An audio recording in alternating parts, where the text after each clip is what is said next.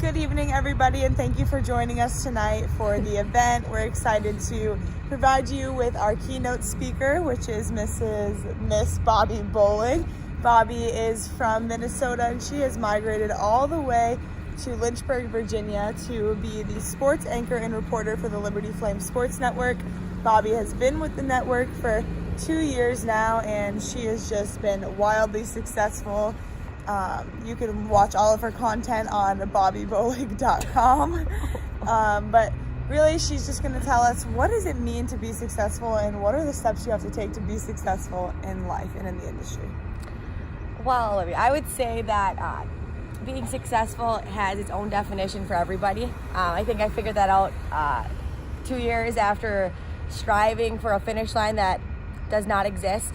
I think everyone's finish line has a different end result that you want to get to, and you're never going to reach that finish line if you don't stop and figure out what that finish line for you is. For me, it was getting through a broadcast and saying I did everything I could to prepare for a game, and I was successful. I would say though, coming from college to your first job in adult life, I'd say the biggest thing that I would do over again was to practice getting up early. Being this is an 8 a.m. class, A+ already. I used to take 10 o'clock all-night classes, online classes, just because I was the worst at getting up. And when you get into adult life, you don't have the excuse anymore. You can't call in sick. You got to get there, and you got to get there on time. So I would say to be successful, getting good habits of going to bed early, meal prepping, saving money, and obviously getting up early and being consistent. It's okay. I mean, everyone can do it every once in a while, but if you can learn habits early before you graduate, and build on that when you get into the adult life, you're going to be so much more successful. Yeah, and what would you tell people as far as the mental preparation and just spiritual going into the workplace? What do you have to be very strong with?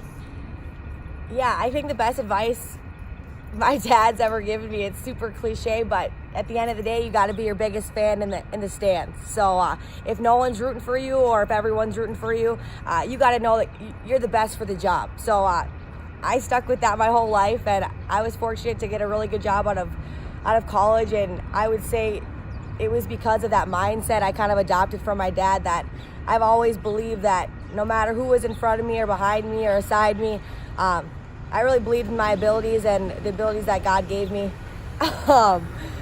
I think the Lynchburg really brought a spiritual part of my confidence, that it's kind of brought it to a whole new level, that it's not about me and what I do, it's kind of what God's done through me, and the confidence, the talents, the abilities is all just I don't know, not a waste, but it's nothing if God's not a part of it. So I would say that, yeah, if you're not your biggest fan, I don't know who will always be your fan, because people come and go, but you always stay with yourself. So yeah.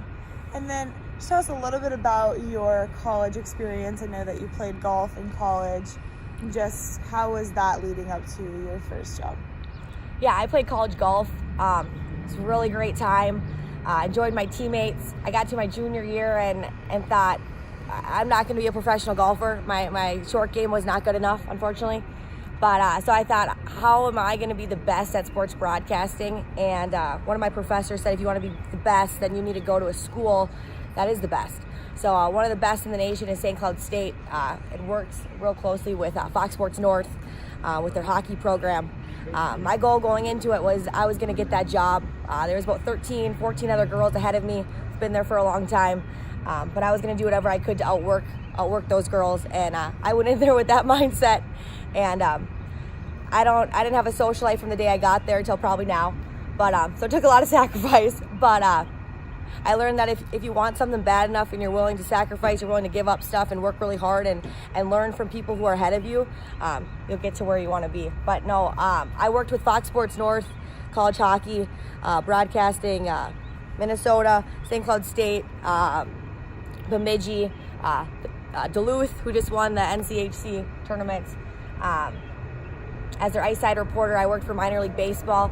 I did Vikings training camp, and I did all Division II football, basketball, and then baseball conference tournaments my year that I was transferring my senior year. So I try to do as many things as I possibly could to be successful. Okay, thank you, Bobby, and Is that it? Wow.